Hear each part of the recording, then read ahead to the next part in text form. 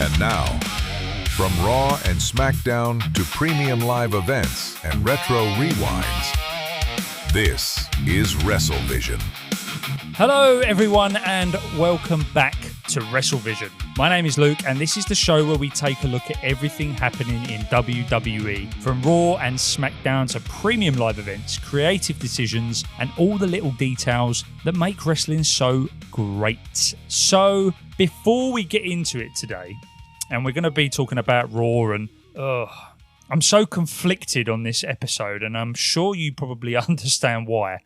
I thought it was decent, but the ending, I'm very split on. Don't know if I'm happy about it. Don't know if I'm mad about it. I really don't know. But before we break the episode down, I just wanted to throw in a little anecdote, something that happened to me this weekend while I was out and about at work, funnily enough. I was out doing my thing, out at work, and I had to go into a shopping centre near me. This is where I was performing my tasks in this shopping centre. And I needed to get to a security guard to open a door for me. Very mundane stuff. However, on that journey to get that security guard, I saw somebody that I thought I recognised. And I looked to my left, and there is none other than Will Ospreay standing right beside me. Now, I continued walking, and you might be thinking, why didn't you ask him for a photo or ask how he is or anything like that? And this is a thought that was running through my head for most of the day that day. So I get the security guard, I walk back, and he's in a shop, a sunglasses shop. And I look to my right as I'm walking past the shop. Bearing in mind, I've already seen him once at this point. And he was looking round outside of the store, and we just locked eyes. And I think he was trying to work out whether I knew who he was or he was just giving me straight daggers. And he thought, I don't like the look of you. I'm going to beat the shit out of you. I don't know. He might have been thinking that. I'm not too sure. But I locked eyes with Will Ospreay the other day, and I just thought it was a really interesting story. Now, you hear all the stories and you see all the videos of the wrestlers out in public being hounded by us, the public, the fans. And I've always maintained the ideology that I would never do that. I would never be one of those people that puts phones in faces and bothers people when they're out with family and friends and wives and children, etc. And he was with people. I believe it was with his mum and his wife or his girlfriend. I'm not too sure. I don't know the ins and outs of Will Ospreay's life, unfortunately. However, I do know Will Ospreay. And as I've said previously, I'm not a watcher of AEW. So it almost felt false for me to then approach him and go, oh, hi, mate, love your work.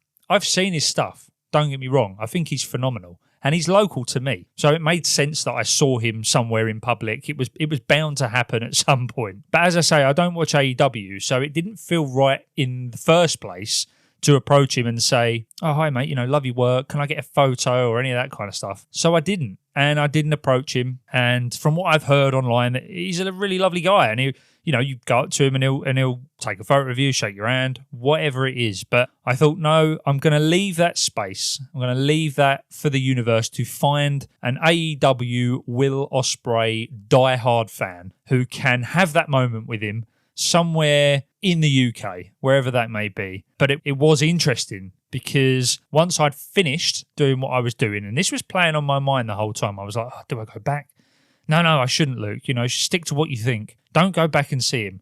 Oh, but he's right there. He's literally right there. He probably won't even mind if I go up to him and just shake his hand at least and say, like, oh, mate, lovely. And AEW's obviously coming to the UK. All In is at Wembley, I believe, at the end of the month or the beginning of next month. I have toyed around with the idea of getting tickets. And that's kind of from the perspective of somebody that has been to WWE shows. And I'd like to go to an AEW show. One, to get the opportunity to watch wrestling live, because I would never turn that down, unless it was obviously financially unavailable to me. But then secondly, I actually want to see the difference between an AEW show and a WWE show. So you never know. I might go. I haven't bought any tickets yet, but I may very well go there, and I'll actually get to see Will Ospreay in the flesh, in the ring.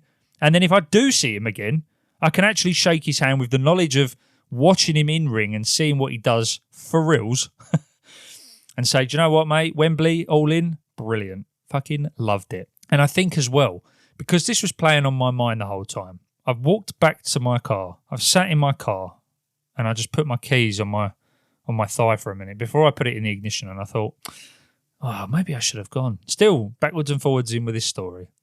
I look up and there's a car parked right in front of me. And the last 3 letters on that number plate, AEW. Honestly, you wouldn't believe me. And although I didn't get a photo with Will Ospreay, I did get a photo of the car in front of me. So if you're interested for proof, I have the photo. But that is a story that I had from this week, which I thought was of interest of maybe some Will Ospreay fans or wrestling fans in general. And also, before we start, I just want to say Sheamus is gone. Apparently, it seems that he was offered a new contract and turned it down. And, you know, I understand why. Minutes-wise, matches-wise, not really getting a lot of time. But what a way to go out in that tag team match with Ray and John Cena. I mean, that was a legendary match, in my opinion. I really, really enjoyed it. And you know, I've always loved Sheamus. Banger after banger is one of the biggest facts of WWE. I don't think I've ever seen a bad match with Sheamus in it.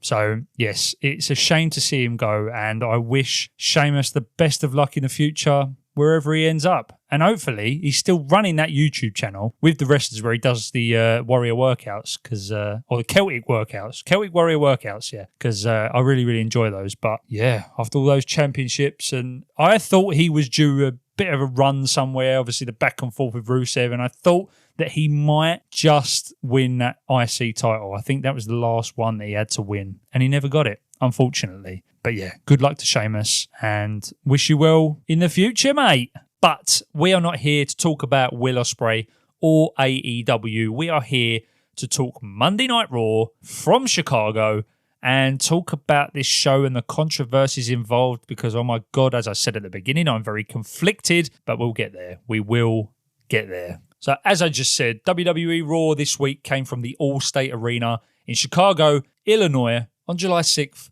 2026. Michael Cole checked in on commentary and said this was the 36th time that Raw would be held in the host venue. Cole narrated backstage, we saw shots of Obafemi, Judgment Day, Street Profits, and Sami Zayn arriving, and he arrived in a convertible. Now, obviously, if you've seen on social media for the last 9 days or 8 days, you would have seen Sami taking photos of him and his championship and pushing his kid on the swing, and then he's pushing the championship, and it was all very tongue-in-cheek. And I did think to myself, is this going to last long? Now, in my last episode, I gave a prediction of this show, and oh, how wrong I was. Not entirely, I got some things right, but with this particular story, I was quite wrong, and we will talk about that later in the show, obviously when we get to the match. Based on those photos and based on the fact that Sami was doing all of this kind of stuff, I thought to myself, oh, I don't know, is this all a bit over the top? Yeah, it probably was. Cody Rhodes was standing backstage while Sami was all smiles. Sami assumed Cody thought he would take the title from him, but it wouldn't happen. Cody said that since Sami seemed to know everything he was thinking, he confirmed that he was right. So coming out of a little bit of a heel Sami there, do you know what I mean? Getting a bit cocky, obviously with the photos and now the way that he's speaking to Cody. You know, yeah, it was cocky. I didn't mind that. I actually like it, and I actually feel like he should be leaning into this heel turn now. Well, heel run, I should say. Gunther showed up and powerbombed Cody through a table and said, "You're welcome, Sami." He told Zayn that Cody is no longer his problem and that Sami is.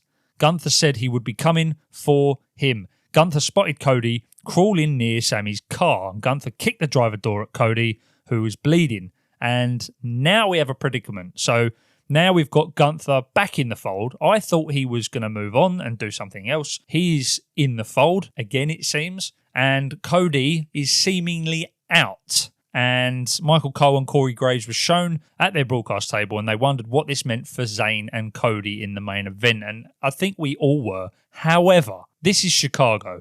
We haven't seen Punk since WrestleMania. So I think that secretly we all knew what was going to happen. It wasn't a secret, but they tried to play it like a secret. There is a point in the show where Cole actually announces, oh my God, you know, we were all waiting, or we didn't know, or something like that. Surprise of the century, or something like that, you know, really, really over the top. But ultimately, we kind of knew this was happening. And to kick it off like this only kind of confirmed what we were all thinking, to be honest with you. Seth Rollins then made his entrance while the ring announcer, Alicia Taylor, introduced him. Once in the ring, Rollins waited for the fans. Then Seth made his entrance, and once he was in the ring, the fans started to chant his name, and good crowd.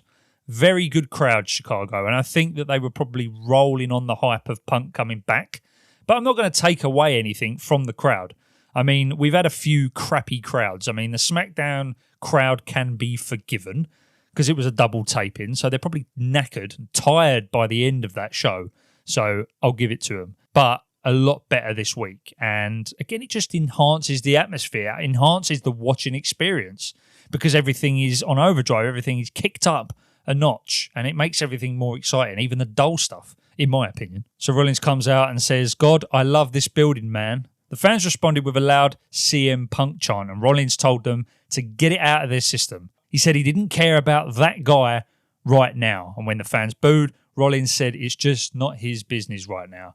And that's fair. I think we all know about this sort of Seth Punk hate. And if I'm being perfectly honest, I actually don't know if it's real. I've always assumed it is, but I can't confirm, If someone can, let me know. But I honestly don't know. I believe it until I'm told otherwise, pretty much. So I will lay in the kayfabe bed, happily. But you get what I'm trying to say. Rollins said his business is continuing to own Roman Reigns, and a loud OTC chant broke out. Bad news, Roman is not here tonight, he said. And when the fans booed, Rollins said he didn't like it either. Rollins said that from day one, Reigns has been the chosen one, and Rollins said nobody wants to hold Reigns accountable. Yeah, I think that's true. Since the Shield started, I always thought Dean Ambrose was the more popular one, personally, and Roman came later. There's so many things to say about Roman and kind of his journey to this point. I think it's fair to say that once he became the tribal chief and had Heyman in his corner, it was a game-changing moment. And he even said that himself, Paul Heyman, on the Chris Van Vliet podcast, that, they wanted to go with the big dog still. That's what Vince wanted. And Paul Heyman was like, no, we need to change this. We need something different. And once they came up with that persona, it did change everything for him. And now look at him. He is the biggest, although, in my opinion, I do think that he is weaker on the mic than a lot of other people on the roster.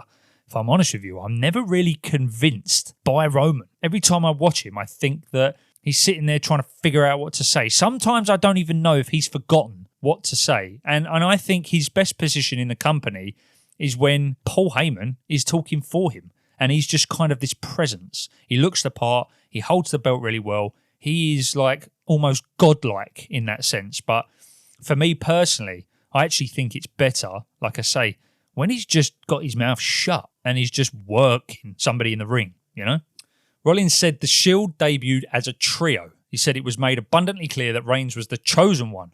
Rollins said it didn't matter if Reigns couldn't cut a promo or wrestle his way out of a wet paper bag. The fans got quiet. Yeah, and I put that down to the fact that Rollins is so fucking good on the mic. Again, this isn't, new news, but he hasn't got any ties. There's nothing there holding him down. He hasn't got to talk for anyone. He's only talking for himself. And I really look at Seth at the moment. I'm like, this is another time for you to shine and do your part in this story and just bring it home and sell me as a fan that I'm to be on your side, because I know that we're going to be torn between Seth and Roman. It's natural. But for me, again, I've never been like a huge Roman Reigns fan, but for me, I'm going to go Seth on this one. I'm not saying he's going to win, but what I'm saying is that I prefer him personally. So I'm listening to every word that he's saying, and I'm like, yep, definitely agree with that. And on Seth, actually, when he came out, he's wearing like this black suit and this sort of black coat.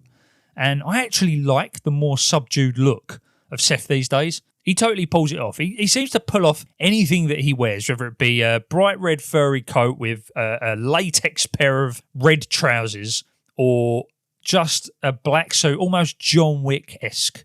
That's what I mean. When you think about John Wick, you think about a solo man getting shit done and everyone's coming for him. But you only ever think of him. And if people come along the journey on the way, that's great. But it'll always only be John Wick. And that's how I kind of see Seth Rollins at the moment.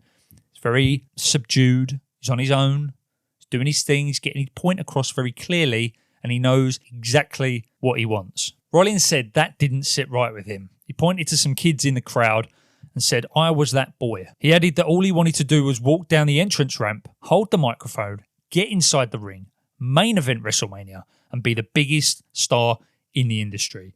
And I think we've all had that dream, to be honest with you. I think any wrestling fan has had that dream. I mean, God, I remember as a kid, I would make WWE titles out of cardboard and I'd wrap them. I'd use a crayon and I'd colour them all in and I'd do the designs on the front. And this is when Kurt Angle held the Undisputed Championship. And I coloured it in with crayons, gold and black crayons. I'd cover it in sellotape so it was solid but shiny. And then I'd cut a slit in the back and sort of one end would not be as wide as the other, so I could wrap it around my waist and tuck it in. And me and my friends, we would use that while we wrestled each other in the house. We had like a breakfast bar in the house that we lived in, and we'd jump off of it and elbow drop each other onto the sofa. And I think we broke that sofa probably, but yeah, man, Seth, I feel you, man. Like we used to do that. I know exactly how he feels, but he's the lucky one, man. He got to live that dream out, and that's exactly what he's doing now, and he's absolutely making the most of it, even this late in his career. Rollins said those were his dreams, and it broke something in him to watch it all handed off to someone else. He said the decisions he made after that were in direct response to everything being handed to someone who didn't deserve it. And I want to take that line right there, because that might come to bite him in the arse. A little bit hypocritical anyway, because Seth has come back and, you know, we've had moments where he's just kind of won the title, was always in the title picture, etc. But knowing what happens to Sami later on in the episode, when you think about it like this, those were his dreams, and it broke something in him to watch it all handed off to somebody else. He said the decisions he made after that were in direct response to everything being handed to someone who didn't deserve it, you know? Punk, Sami, I know this isn't an associated storyline, but what I'm saying is, you know, we got to listen to what Seth's saying right now, because Sami might very well be feeling the exact same way. But we'll get to that a little bit later. Rollins recalled Reigns saying that he worked 10 times less than him, yet made 10 times more. Rollins said it made him want to puke. He said the reward for him was the work, the hustle, and the grind. And Rollins said Reigns has to beat him at SummerSlam, because he's been trying to prove to himself that he's not a fraud for the last 16 years. Rollins said he needs to prove to the kid in the crowd that through hard work and sacrifice you can still achieve greatness. Abso-fucking-lutely. And then all of a sudden, LA Knight, yeah, entrance theme interrupts Rollins. And Knight joined Rollins inside the ring and said he wasn't going to stand by for 2 straight weeks while Rollins and Reigns bored everyone with the same old crap. I love LA Knight, but fuck you, because I'm enjoying this storyline. And I was ready to go to the very end and just have Rollins and Reigns take us for the next few weeks. And I've heard a few people go, well, what the fuck are they supposed to do for you know, the next few weeks, right all the way up to SummerSlam? Doesn't matter. There's enough story here. Let's bring some old demons up, man. Let's mix the pot, you know? Let's get it all out on the table and let this be the final bout between the two of them. And then whatever happens after, whether they kiss and make up, whether they hate each other more. It doesn't matter. We've already established that this is potentially or pretty much the last dance between these two. So let's just fucking do it. But yeah, LA Knight comes in. And Knight said it was a good cheat code for Rollins to come out and talk about how great he and Reigns were to get a title shot. Knight said he missed when you had to earn a title shot. Yeah, I agree. Knight said Rollins is an Iron Man. He said Rollins has had so many title shots over the years that it will never catch up with him. There was a line in this that fucking killed me from LA Knight. And he said something about yippee skippy. I can't remember the context of it, but it was yippee skippy like that. And it cut straight to Seth. And Seth was kind of like, had his hands over his eyes and was smiling a bit. And I thought, I think he might have broke him there. This is almost as good as the Oofaluffa with Jay, but Jay broke, you know?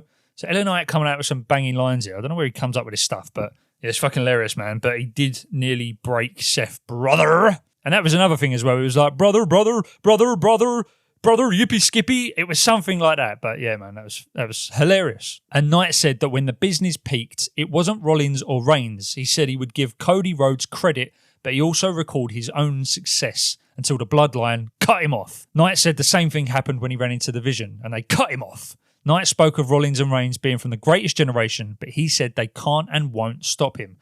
Look, if you're going to give us another LA Knight bogey run, it's almost like it's holding the bait in front of the fans again. Like, I don't know why they do this. You know, yes, it gets people invested, but there's only so many times you can do it before we all start to believe, well, actually, nothing's going to come of it. You know? Is this like the longest bait and switch of all time? Are they just going to keep giving him opportunities, keep making him fail? And then when he's like 47 years old and he's like on his last legs, they'll go, yeah, we'll give you a title, mate. And we're all so shocked because it actually happened. But I don't see anything happening here. I've got to be honest with you. As much as I would love LA Knight to just have a little run at least, a couple of title defenses, you know, I just don't see it happening. But after LA Knight had stopped skipping around, Rollins said, "Are you done?" And an LA Knight chant broke out to this really good crowd. Rollins said he doesn't like Knight, which drew some boos, but then he said that he respects him, which ultimately is infinitely better. You don't have to like me, but at least respect me, and I'd be more than happy with taking that, to be honest with you. Rollins said Knight is the hard work, hustle and grind that he just described. Rollins said his time will come, but he can't worry about him because he has to go to SummerSlam to take back a title he never lost. Fair fucking play, mate, because, you know, ultimately, that's why you're standing here. You know, you got some shit you need to sort out. You was injured, you had to relinquish the title, and now it's worked its way back into your past, into your history, into your demons by sitting around the waist of Roman Reigns. So I get it.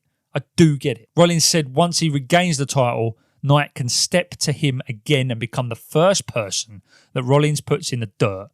Rollins dropped the mic and exited the ring.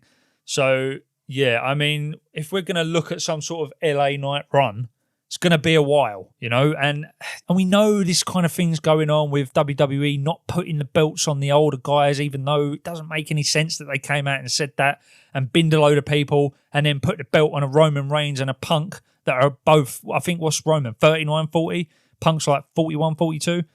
I don't get it. But hey, look, LA Knight's in the picture again now. So LA Knight fans, be happy. I don't think anything's going to come of it, but they're going to just dangle that carrot for us yet again. Jimmy Uso was then shown standing in the ring while Knight was drawing at Rollins. When Knight turned around, Jimmy dropped him with a super kick, and Jimmy looked at Knight telling him to keep his family's name out of his mouth. I've heard that a few times on the show now in the last few weeks. I think Nick Aldis said it as well to Gunther, keep my name out of your mouth. I'm like, what are we doing here? Some sort of Will Smith tribute show? Like, what's going on? I don't know many people that have ever said that until it became popular the night that Will Smith slapped Chris Rock around the face. But now, a couple of years later, WWE have gone, yeah, we'll run with that. We'll bring it back. That'll be everybody else's catchphrase because everyone's trying to get something over. So one of you fuckers have got to be able to make it stick. Because you know how much they love putting catchphrases out to us. So yes. But we moved backstage and Adam Pearce and two security guards tried to get Gunther to leave the building. Nick Aldis showed up and traded words with Gunther, who said Aldis failed as a wrestler and is now failing as a GM. And Gunther left through the exit door with the security guards. So this is all still kicking off, but nice to see Nick Aldis back.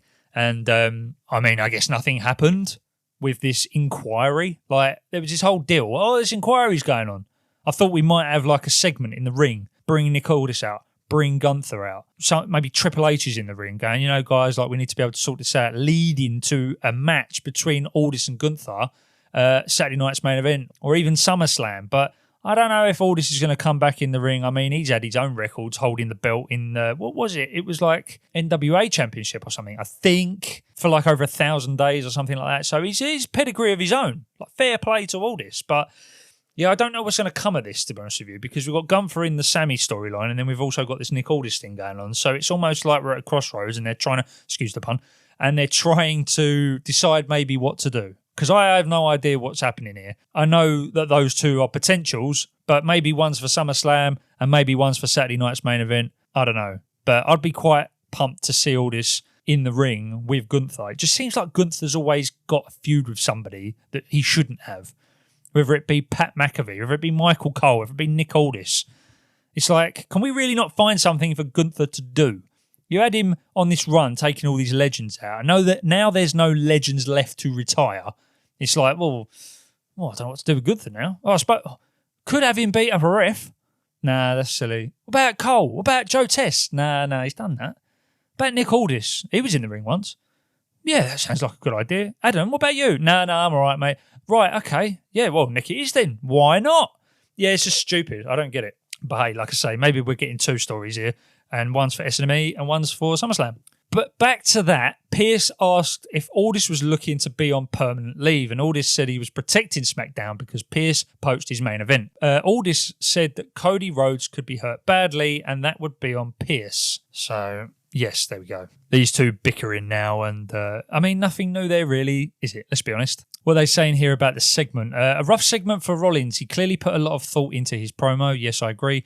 I like a lot of what he said, but he lost the crowd when he took jabs at hometown hero, CM Punk and Roman Reigns. Yeah, but is that not the point? Like, we already know that stuff. So, it's not lost on me. I'm like, all right, cool. Knight's comments about Reigns versus Rollins being the same old crap clearly resonated with the fans. I don't think so. I mean, I'm looking forward to it. Don't get me wrong, you've read it before, but hey, I'll take it, mate. Cole hyped Money in the Bank. Tickets going on sale Friday for the October 10th event in New Orleans, Louisiana at the Smoothie King Center. Yeah, looking forward to Money in the Bank. Still think Chelsea Green should get a shout at the women's Money in the Bank. Let me know what you think. Jackie Redmond interviewed the Vision's Bron Breakker, Austin Theory and Logan Paul, and Redmond asked how much pressure they were feeling heading into the title opportunity.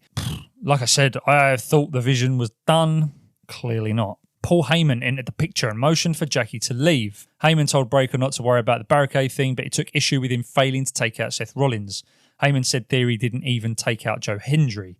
Heyman told them to come back with something or not to bother coming back. The trio made their entrance without Heyman. Yeah, so, I said this last week about Breakker looking weak as balls, mate. I don't even know where he's supposed to go, but apparently they're going to be keeping him in the tag team title picture here for some reason. It is a bit of a fall from grace, in my opinion. Like I say, a year ago, we was looking at Bron Breakker in the title picture with Seth, and we had that whole thing with it on his shoulder and all that. And yeah, this is just sad to watch, man. And kind of what Paul Heyman said there, it was a little bit of a spoiler. And I know that he says that. This is a spoiler, not a prediction, or a prediction, not a spoiler, whatever it is he says.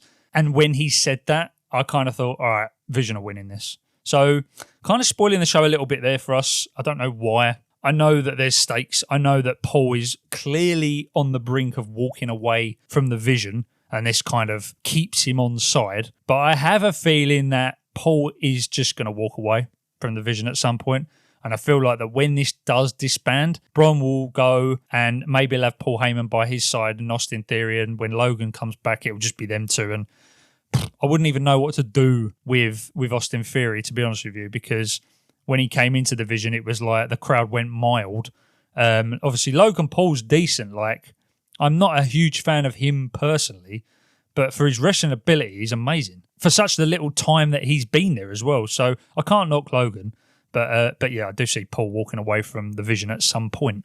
So then we got the Street Profits versus Bron Breakker and Austin Theory for the World Tag Team titles. Breakker hit a running clothesline on Dawkins before an early break. Cole said there were over 12,000 in attendance, adding that this was the first of 3 championship matches. Yeah, we knew that. 12,000. I mean, when I looked to the arena, I actually thought that looked quite small in there. They really packed everyone in, but that's not a bad thing. Because that means you can sell all the tickets and have a nice loud crowd, especially in somewhere like Chicago, which have always given us a good crowd, it seems. But yeah, I'm here for the smaller arenas, if I'm honest with you. The referee caught Logan trying to slip a pair of brass knuckles to Theory. As the referee was clearing the brass knuckles, Logan took out another pair and gave them to Breakker. Dawkins hit Breakker before he could use the brass knuckles, and Breakker tumbled to the floor. Ford hit his weekly dive over the ring post onto Breakker. Love that, by the way. The height that he gets. And I've got to be honest with you, I'm not a big fan of Montez Ford. I do think he is a bit big for his boots. Like what have you actually done? You know, and you come out like you're a single star that used to be a champion. You won a couple of tag team titles. I think he's won each one twice. Yeah. And Dawkins as well. I like the guy, but he looked like a bloody basketball player with his ring gear. And I've noticed as well that the Vision have had matching ring gear as well, sort of in the colours similar to Profit. So that's kind of obviously establishing them more as a tag team now, which is cool, you know.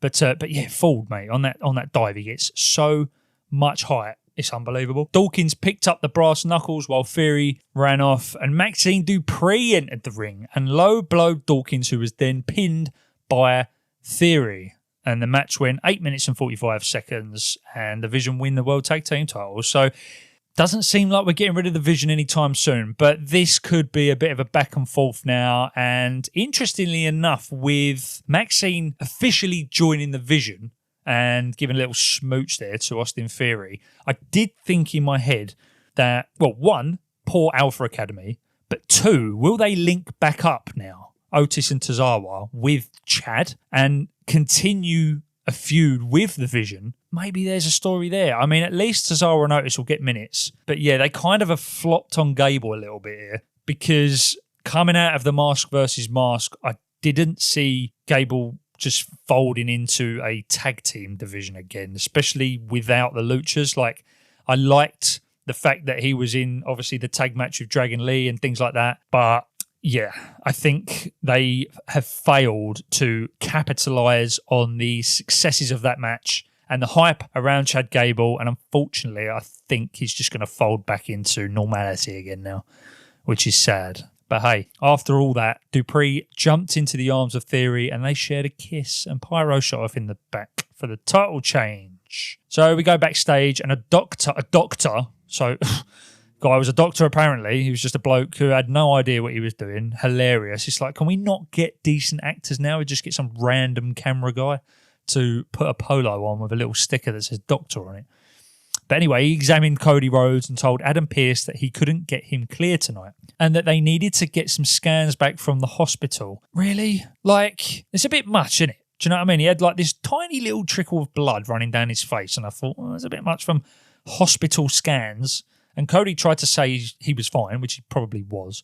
And Pearce said his hands were tired. So, yeah, this is kind of... We're doing this slow build for some reason through the show that, oh, you know, Cody's not going to make the match. Like, we know he's not going to make the match. We know that probably Punk is going to come back. Like, let's be bloody real here. We all knew this was going to happen at the beginning of the show when the fight ensued. And the fact that Punk coming back in Chicago, that we knew that was going to happen anyway. But they're going to drag this out through the show.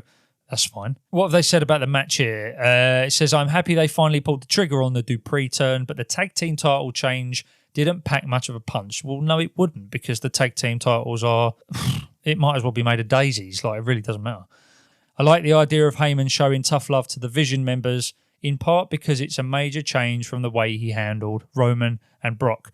Well, that's because Roman and Brock are absolute beasts, and it, you know... Paul was in service to them. And yes, he's in service to the Vision, but he knows that they're not good. He knows that the three of them, even individually, aren't good enough. And yes, I'm talking about Bron Breakker as well. So it's almost like a mentor role at this point. I feel like Paul Heyman, as you know, yes, he's meant to be an advocate, but it's like it's a mentor role, really, because he's telling them what they should do and how they should do it, and, you know, swinging them the brass knucks and things like that. So, yeah. Of course it's a major change. I mean, Roman Reigns and Brock Lesnar knew what they were doing. Even when Brock turned up, day one, he knew what he was doing. And it was easy for Paul Heyman to just slip into that role. So yeah, it would be different because the Vision, well, they suck. So we go backstage, and the Vision and Maxine Dupree were talking backstage when Paul Heyman greeted them. He told them it was a first step. He said he was being too harsh. He said at least someone accomplished something tonight, and Theory thanked Heyman, who said he was talking to Maxine Dupree. Heyman made his exit while the others got in a vehicle that drove away just as Otis and Akira Tozawa arrived. And this is what I'm saying. I think now that we're going to get Gable come in at some point, potentially. Then we go to the Judgment Day Clubhouse, which is usually just a room somewhere. It's... stupid. Raquel Rodriguez was with Liv Morgan, Dominic Mysterio, Roxanne Perez, and JD McDonough. Liv spoke of doing everything in their power to make sure Rodriguez leaves Chicago as the new women's IC champion, and Rodriguez got fired up and said the title would be hers, which means the title won't be hers. It's almost like they overplay it in these segments a little bit. There is no sort of tension there at all. Like... all right, we haven't seen Sol for a while, so it would be plausible that maybe she would drop it for whatever reason. You know, as I said last week, you put these titles on these superstars and they just end up having time off, and she's had loads of time off now, so it wouldn't be a bad thing if she dropped it, because then she can come back the following week and challenge for it again. And as I said, I am a big fan of Raquel Rodriguez. I would like her to actually get a chance with a belt, but it doesn't seem like we're going to get that. But yeah, Corey Graves announced a gauntlet match for next week's Raw. It will be Ethan Page versus Dom Mysterio, Rusev, Javon Evans, Joe Hendry, Chad Gable, and Dragon Lee for a shot at Penta's IC Championship at SummerSlam. Gable's got to win it. You know, Ethan Page and Rusev are doing the tag thing. Javon Evans, look, he's really popular, but he can just have an amazing match and still get that popularity. I don't think he needs it. Joe Hendry is a fucking joke. Like, don't get me wrong. I like the person, but as soon as he gets in the ring, I just laugh because I'm like, bro, you're not serious. You are not a serious wrestler. And I'm sorry to the Joe Hendry fans out there. I just cannot take this guy seriously. Like, I enjoy the segments with the guitar and the songs about Logan Paul and the backstage stuff where he was popping out of fridges in NXT and all stuff like that. That was all great and fun. But when he's in a match, I do not take it seriously and I expect him to get squashed every week. Chad Gable is the obvious winner for me for that gauntlet match. Dragon Lee, again, I'm enjoying actually Dragon Lee's work at the minute. I think he's doing really well. They haven't told us much about him. He just sort of pops up. Obviously, he had that thing with AJ Styles and then he's just kind of running in to help people out at the moment. But I really enjoy his work rate and I enjoy his wrestling in the ring. So, you know, I think Gable should win out of those 6 people. But yeah, who knows what will happen now this bloody Maxine thing's going on. Jackie Redmond interviewed Intercontinental Champion Penta, who was interrupted by Ethan Page and Rusev. Page said Rey Mysterio won't be in the gauntlet because he's on the shelf after being in the ring with him. Dragon Lee showed up and told Page to watch what he says about Mysterio. Rusev said Lee better learn English or he'd squash him too. Well, he does speak English every other week. I'm pretty sure he's saying something. I mean, he's a good lucha thingy, I know that much, but yeah, Chad Gable showed up and got in Rusev's face. Page pulled Rusev back and said they could talk to Adam Pearce about getting a tag team match, and Penta encouraged Lee and Gable to take it to Page and Rusev, and obviously we got that later in the show, which we'll be talking about. But we'll move on to Sol Ruca versus Raquel Rodriguez for the IC title. Ruca pulled the rope down when Rodriguez charged towards her, causing Raquel to tumble a bit awkwardly to the floor. Ruca went for a moonsault but landed on her feet when Rodriguez moved. Ruca caught Rodriguez with a kick from the apron and then performed a springboard corkscrew dive onto Rodriguez on the floor. Back in the ring, she clotheslined Ruca. Rodriguez was in control when Roxanne Perez showed up at ringside. Sol Ruca came back and set up for her finisher, but Perez distracted the referee, allowing Liv Morgan to prevent Ruca from performing the Soul Snatcher. And I did notice that she slipped in this match again, trying to get up onto the top rope. And I think it was Corey who said, you can almost feel how much Sol's confidence grows in this match. And I was like, really? I don't know about that, mate. She's not been on screen for God knows how long. Yeah, I didn't agree with that. But I think if you give her more ring time, she will probably get more confident through that, not just defending titles on their own. Io Sky's entrance theme played. Morgan instructed Perez to cut her off, but Sky dove from the barricade onto Perez. Sky put Morgan down with a kick. Sky performed a moonsault from the middle rope onto Morgan and Perez, and Ruca hit a distracted Rodriguez with the Soul Snatcher finally and pinned her. Sol Ruca beat Raquel in 10 minutes and 20 seconds to retain the women's IC title. I enjoyed this match. It was fine. Would have liked the Raquel win. Understand why they've kept it on Sol. Just give her more screen time, please. And I think that Sol needs to be careful with these top rope maneuvers. As I said, she slipped and it doesn't look good. And I know that we're only human. We can make mistakes. But, you know, you've done this a while now. And people are expecting a high-flying type of wrestler that you're presenting to us. So get it right, you know? I'm not even going to go at Ruca. I do like her. But she's done a few now. She hasn't been on the roster that long. So just maybe, you know, brush up. But again, they are just silly little mistakes that can't be helped sometimes. So maybe I'm a little bit out of order for saying that. But yeah, they've said here, a solid match. Rodriguez's arm appeared to buckle while she took the bump over the top rope to the floor. Fortunately, she seems to be okay. Yeah, I noticed that she might have had a little bit of an injury there, but she's all good. A video package recap last week's segment between Oba Femi and Brock Lesnar that set up their Hell in a Cell match. Paul Heyman was shown walking backstage. Cole said Heyman would speak after the break. And a trailer for WWE Unreal was shown. I actually like Unreal. I watched the second season and I really enjoyed the Becky stuff. I wasn't a big fan of Becky, and I found this like newfound respect for her after watching Unreal. So yeah, I'm a fan. I'm a fan, and I do try and compartmentalize it. I don't think about Unreal when I'm watching the show, and it's just interesting to see how things work. I've always enjoyed seeing how the engine works and sort of the people that work behind it. However, I am kind of aware that, you know, even that is probably fiction. We're probably not getting what actually happens. It's just a performed version of something that looks like what happens. I am fully aware of that. Paul Heyman delivered an in-ring promo. He said there was no way Obafemi would come out of the cell. He said Brock Lesnar would destroy Oba inside Hell in a Cell, and Heyman smiled and tossed the mic aside to end the promo. And then Obafemi came out. Once in the ring, Oba said Heyman loves to talk. Heyman gave Oba credit for beating Brock Lesnar at WrestleMania and then recalled Lesnar even in the score by winning the rematch. And he shifted the focus to the Hell in the Cell. Heyman said that Lesnar was the UFC heavyweight champion. He said no one fights inside a cage like Lesnar. He recalled Lesnar beating Undertaker twice in Hell in a Cell matches, and Heyman told Oba that Lesnar is the mountain that he can't climb. Heyman said only one man would leave SummerSlam with his reputation intact. Heyman said that man is actually a beast, and his name is Brock Lesnar. Heyman called Oba the beatable one and then tossed his mic again. Then Oba came out and recalled Lesnar saying that he doesn't watch the show. He said Lesnar showed up after he spoke about him repeatedly, which tells him that he watches the show. Well, Heyman already said that he informs him, so we already kind of got over that hurdle. Oba said Heyman brought up Randy Couture and The Undertaker, but they're not him. Oba said this is the end and where the book closes. He said he would beat Lesnar in front of his friends, family, wife and children in Minneapolis. He said you have to walk through hell to get to heaven. So tell your client I'll see him in hell before getting rid of the mic. Yeah, this segment was okay, I guess. I'm not like crazy about it. I suppose in a way, you know, with Lesnar not kind of being there every week, it does make this quite difficult. But then I'd rather just have conversations between two of them, because I thought last week's segment was really good,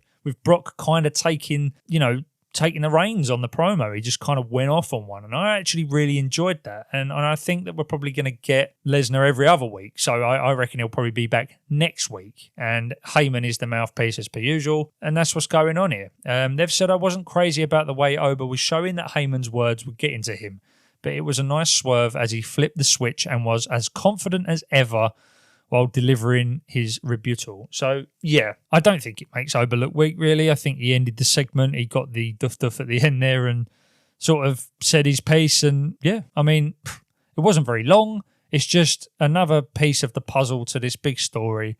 And, again, it's tough watching these shows week on week because, you know, you have to comment on these segments and kind of give your opinion on them. And it's like, well, you know, we have so many of them. I just want to get to the match now. I'm too impatient sometimes to keep going backwards and forwards. Like, we know the deal. We've already had 2 matches. We don't need promo after promo. Like, we know what's going on. There's nothing else left to be said.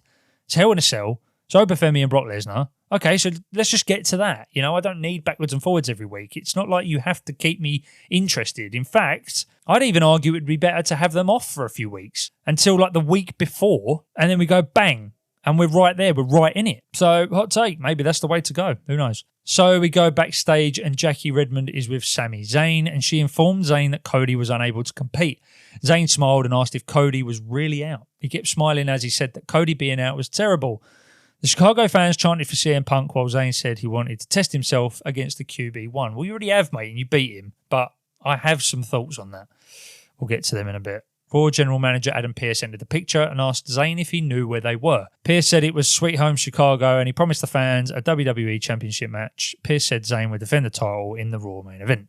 What have they written here? Sami's inability to hide his smile when he found out the match was off was hilarious. We know who the crowd wants to see in the main event. We'll see if they get their wish. Well, we know they did. And yes, obviously everyone wanted to see that. And it was kind of the way that Sami reacted was playing into this heel thing that he's got going on right now with, oh no, that's so sad. Oh, I can't believe he's hurt. Oh God, I feel so bad for him. You know, sarcasm. But yeah, I liked it. So then we get Chad Gable making his entrance to a flat reaction. Yeah, it's that fucking music. It's shit. It's bloody AI, mate. I'm telling you. Listen, I have used there's a program called Suno where you make music. It's probably one of the top ones. I've made music on there before. It sounds exactly like that. You can tell in the vocals, they sound so artificial. So yeah, man, WWE using this fucking AI again to make Chad Gable's theme, and I ain't done anything for him. Gable. No, no, no, no, no, no, no, no, Gable. That's what it sounds like, but it's shitter. It would have been better just stick with the bloody Alpha Academy theme. At least we all knew it. This one just is not catching on. Then we get Ethan Page and Rusev versus Chad Gable and Dragon Lee. Ethan Page and Rusev defeat Chad Gable and Dragon Lee in 9 minutes and 10 seconds. Yeah, this was pretty good. It's pretty full on, pretty quick. I enjoyed it. Again, I'm not big into the tag team matches at the moment. Ethan Page and Rusev. I like Rusev. Ethan Page is all right. I ain't really bothered about this, to be honest with you. I'm kind of there for Chad Gable, and this is the direction he's going in. Can't say I'm a huge fan. Would rather him be a single star, doing something. He's gone on his apology tour. Now they've dumped him in the tag team division with, well, I'd say they've dumped him in the tag team division. They really haven't, I suppose. But, you know, with the Tozawa and Otis thing going down, it looks like that will happen, in my opinion. The Hills attacked the babyfaces. The referee rewarded them for it by calling for the opening bell. Cole questioned how well Page and Rusev would get along in next week's 7-man gauntlet match. Probably nothing will happen. They'll probably act as a team in that match. It wouldn't surprise me. And they'll both get dumped at some point or thrown over the barricade. Gable launched Lee over the top rope with an overhead suplex into a flip dive onto Page and Rusev. That was a fucking cool spot, mate. I really enjoyed that. And that's what Gable's all about, mate. Like, don't get me wrong. We already knew this. You know, we've been watching him in tag teams as El Grande for months now. So we know that he can work like this. And he is amazing. This is what I'm saying. He's so freaking good. He needs to be in a singles picture. Get that IC belt on him as soon as possible. In the end, Rusev forced Lee to submit to the Accolade, which is still a brutal move that clearly holds its weight many years after it was first introduced to everybody. Afterwards, Rusev wouldn't release the hold. Gable entered the ring and grabbed Rusev from behind, but Page hit Gable. Rusev put Gable in the Accolade, and Joe Hendry tried to make the save, but the Hills had the numbers. This is what I'm saying. Joe Hendry runs to the ring, mate, and I'm like, really? And he still does the little spin to the camera. I know that's his thing, but it just cringes me out every time. I can't stand it. Producer Shane Helms and a few referees eventually got Rusev to release the hold.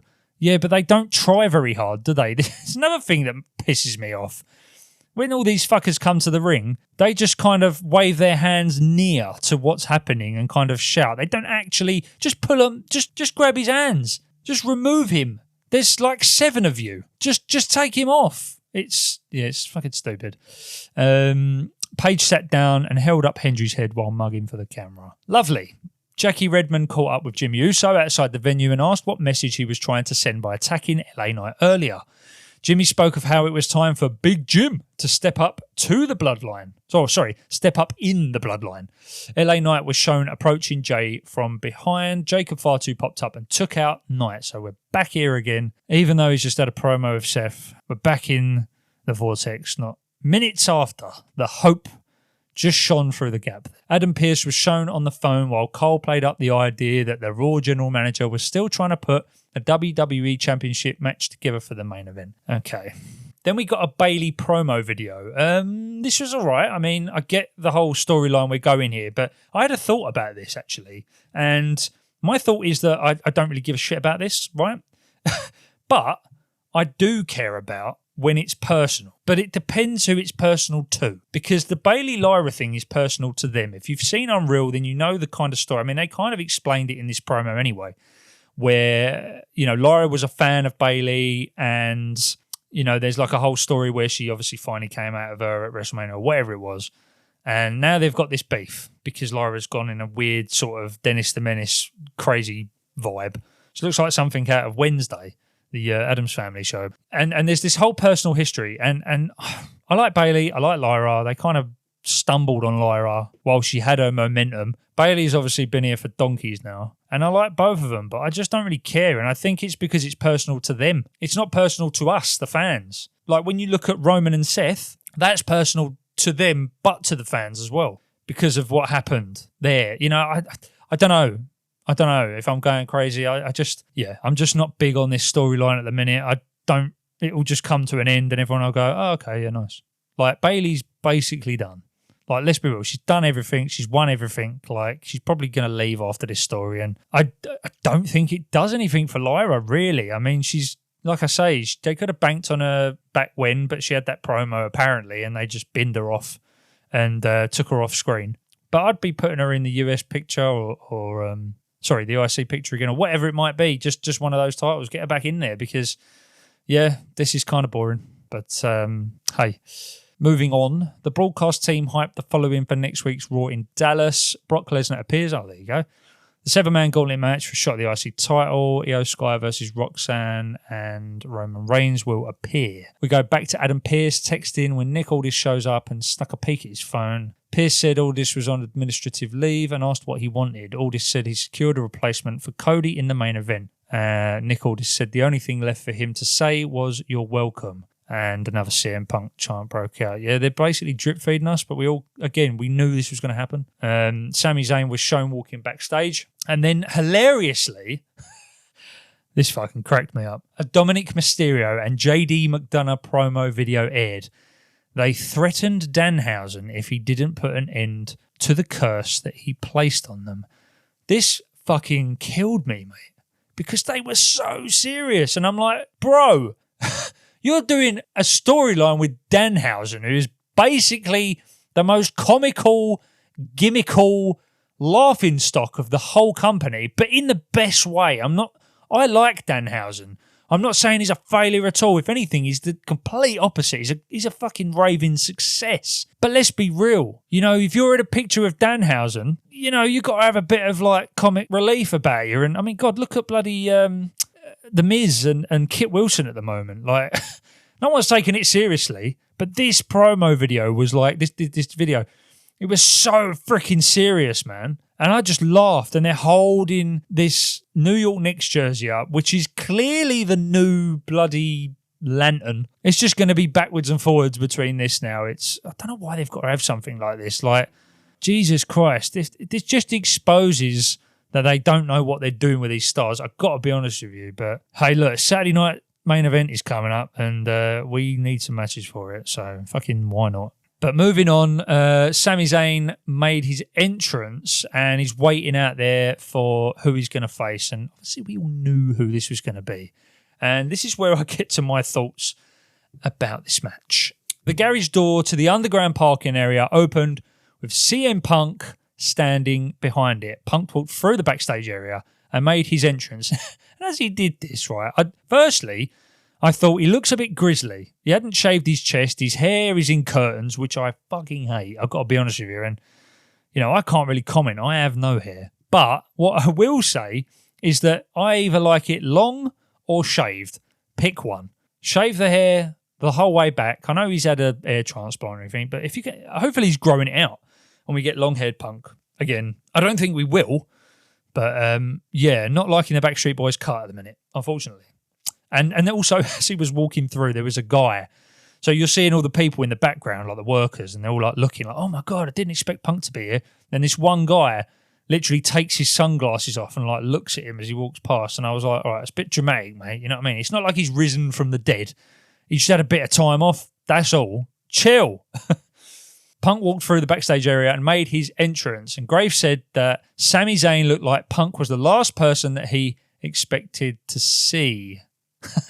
Says, did Sammy lose his hearing recently? Yeah, I know, but come on, they're not supposed to really listen, are they? Well, they only listen if it's their name being chanted. If you notice when they walk in at the entrance of Raw or the PLEs or whatever it might be, and, you know, Cody's the sucker for it, and they'll start going, Cody, you know, he sort of smiles and gives like that cheesy grin to everybody, like, hey guys, how you doing? Hey! So they hear it when they arrive. But then through the show, yeah, they don't hear it no more. And then also, as he came out, Cole says, we are all shocked. And I'm like, no, we're not. No, we are not.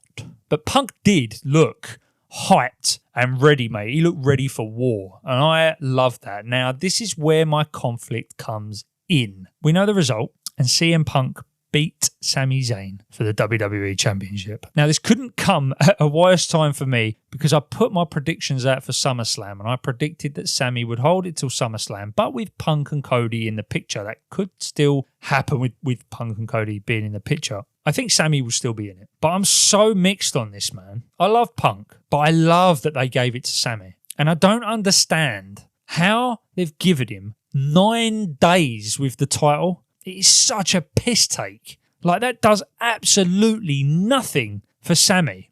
He is back right where he started a week ago, months ago even. Like, the fact that Punk's just walked in and took the title, like, don't get me wrong, it's great enough that he returned in Chicago. If he lost the match, fair enough. You got the return. You do a rematch at Saturday night's main event or something like that. But to have him win it, and we've not even digested the fact that Sami has it yet, are you taking the piss? Like, this, to me, this was not the right book. This was not it. They should not have done this, in my opinion. Let's go through the match and we'll get to some more opinions after.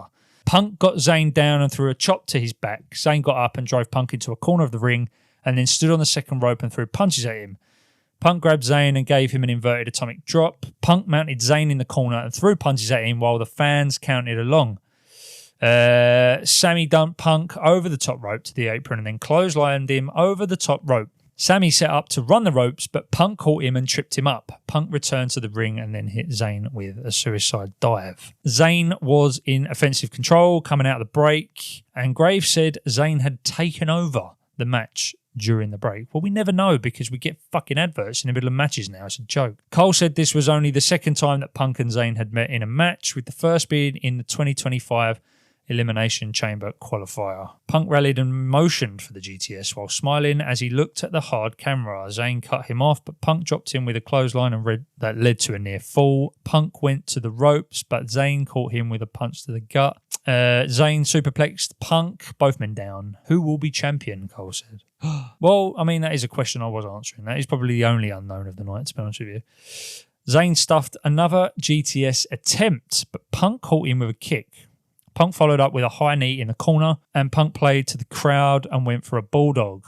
Zayn countered with a blue thunder bomb for a near fall. Again, love the blue thunder bomb. Every time I see it is a joy, especially when Sami's doing it. And I've got to be honest, I didn't think that there was going to be much of a story to tell here in the ring, but, you know, ultimately it was, in my opinion, home crowd wins. Now, if you think about it, Sami beat Cody in Saudi, which is essentially a home crowd for him. And Punk has come back to his hometown and then put one over on Sami. So are we saying that you can't beat someone in their own backyard? Is that kind of the narrative we're peddling here at the moment? I don't know. And also going back to Saudi, you know, Michael Cole was, he can do it. Miracle, he was saying. Was that a little bit of foreshadowing? You know, miracles don't come around often. And is he kind of basically saying to everyone that Sami can't hack it? Because, well, it's a miracle. It's an absolute miracle that he's won this, you know? So Zayn set up for an exploder suplex. Punk fought back and put Zayn down with a bulldog. Punk hit a top rope elbow for a near fall. Punk put Zayn in the anaconda vice. Zayn hooked his leg around Punk's head and slipped out of the hold.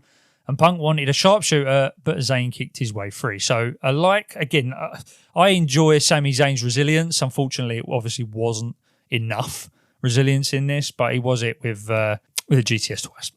Punk went for a GTS, but Zayn caught him in a pin for a near fall after some jockeying for position. Punk came back briefly and attempted a GTS, but Zayn countered with a GTS of his own for a near fall. Zayn played to the crowd while Punk was down in the corner of the ring. And I like the fact that Sami is leaning into the heel even more because he's taking the moves of the other person. In the hometown, it is a bit of a piss take. But then when Punk tries the haluva kick, to me, that's just a fuck you. That's just like, no, don't come here and try to do my shit on me. So I'll do your shit on you and I'll do it better than you. You know, that's how I kind of saw it. Zayn went for a haluva kick, but Punk countered with an exploder suplex. Punk went to the opposite corner and charged for the haluva. But Zayn cut him off with a GTS and a blue thunder bomb for a nice near fall. Did I just cover that? Probably I did. Zayn removed his wrist tape and looked at Punk before slapping and headbutting him. Zayn told Punk that he's the champion now. Zayn continued to throw punches while asking Punk if he understood. And Punk fired back with punches and a chop. Punk whipped Zayn into the corner and hit him with a knee strike. again, and I'm really enjoying this from Sami because he's now, getting into the face of Punk, and he's like, fuck you, I'm the champion now, and it just lean into the heel, man. Just do it. I'm here for it, man, and I'm here for a champion Sami, a heel champion Sami. I'm here for it. Maybe we'll get that in a few weeks.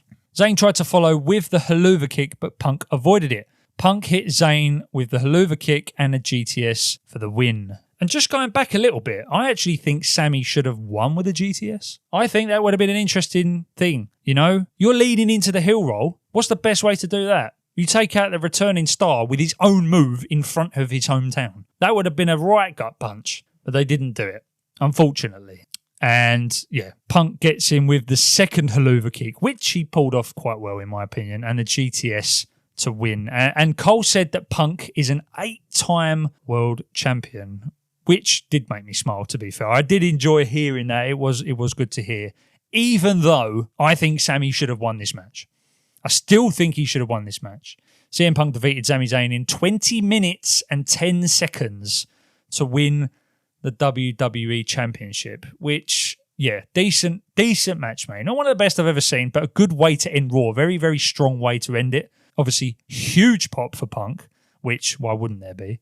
A little bit of blood pouring from his nose as well. I think he got tagged by Sami on the knee, but with the GTS. But, hey, that's what's going to happen when you knee someone in the face. Cole said it was the summer of Punk number 2, and he said it was almost 15 years to the day that Punk won the WWE Championship, that he won it again in his hometown of Chicago. Now, maybe I'm looking into this too much, but if you're saying it's the summer of Punk number 2, are we expecting Punk to hang on to this for a while all the way down to SummerSlam now? Or are we just commemorating the fact that, it's his last time he might be in Chicago? Probably not, but, it's the last time he'll win a championship. So they're just making a thing of it right here, and then it will go back to Sami potentially at Saturday night's main event. I mean, obviously I did my predictions on this and what I thought was going to go down, but that's all going to be up in the air now because Punk has just won it right off the bat, which nobody expected. I didn't fucking expect that. I don't think a lot of people expected it. Based on what I've seen online, a lot of people were quite shocked that he won it straight away.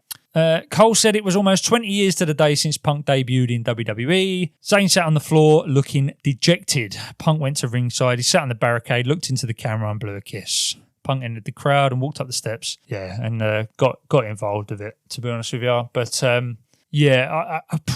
look, I don't know if I can forgive WWE for this one, man. What have you done to Sami? And I'm not talking about Sami Zayn the wrestler. I'm talking about Sami Zayn the person. Sami Zayn the person is still a working man who's worked his arse off to get into a position to prove that he's good enough for a championship. And you've given him 9 days. And there was a video floating around of, the whole Triple H point fucking photo thing. And it was like a video of that moment.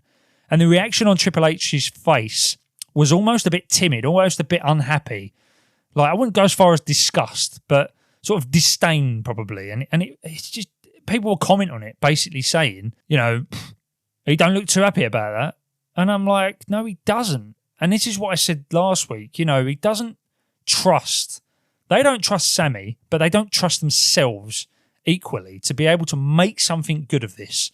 This isn't to say that Sami's going to never have an opportunity again to win the championship, but it just pisses me off that they've given him 9 days. Do you know what I mean? All that floating around the internet and everything that has built up to this moment, this whole storyline for 9 days. Look, I just hope it can continue, but like I say, it's hard because I like Punk.